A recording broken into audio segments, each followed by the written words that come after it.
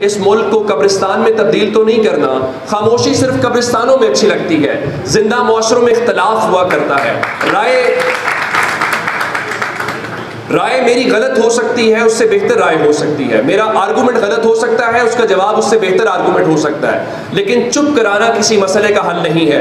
عمران ریاض بھائی کے والد صاحب بیٹھے ہوئے ہیں، ہم نے دیکھا ہے جرم کیا ہے. دیکھیں کوئی جرم کیا ہوگا عمران ریاض نے، میں یہ تو نہیں کہہ رہا اگر جرم کیا چھوڑ دو، میں صرف یہ کہہ رہا ہوں کہ جرم بتا کے جو ڈیو پروسیس آف لا ہے اس کو فالو کر لیا جائے، کسی کورٹ کے اندر پروڈیوس کیا جائے،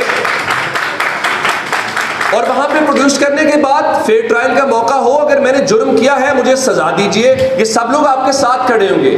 دیکھیں ہم سب لوگ جو یہاں بیٹھے ہوئے ہیں، ہم میں سے کوئی بھی ریاست مخالف نہیں ہے. ہم سب پاکستان زندہ باد کا نعرہ لگانے والے لوگ ہیں. ہم اس ملک کے باشندے ہیں. یقین مانیے میرا اس ملک سے باہر کوئی اثاثہ نہیں ہے. میں اس ملک میں پیدا ہوا ہوں، مجھے اس ملک میں دفن ہونا ہے. میری صرف اتنی گزارش ہے کہ اس سبز ہلالی پرچم کو مانتے ہوئے، اس پاکستان کو مانتے ہوئے، مجھے صرف اس پاکستان میں صرف رہنے کا موقع دیا جائے، مجھے صرف جینے کا حق دیا جائے، مجھے کم از کم میرے رائٹس جو میرا کانسٹیٹیوشن دیتا ہے وہ دیے جائے. چراغ سب کے بجھیں گے، ہوا کسی کی نہیں ہے. ایک اور بات،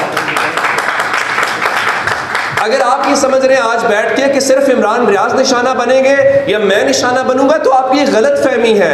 ہم جس دن جنازہ پڑھنے جاتے ہیں یہی لگتا ہے صرف اس کو مرنا ہے. صرف اس کو نہیں مرنا، ہم سب کو مرنا ہے. یہ ہم سب پہ وقت آنا ہے.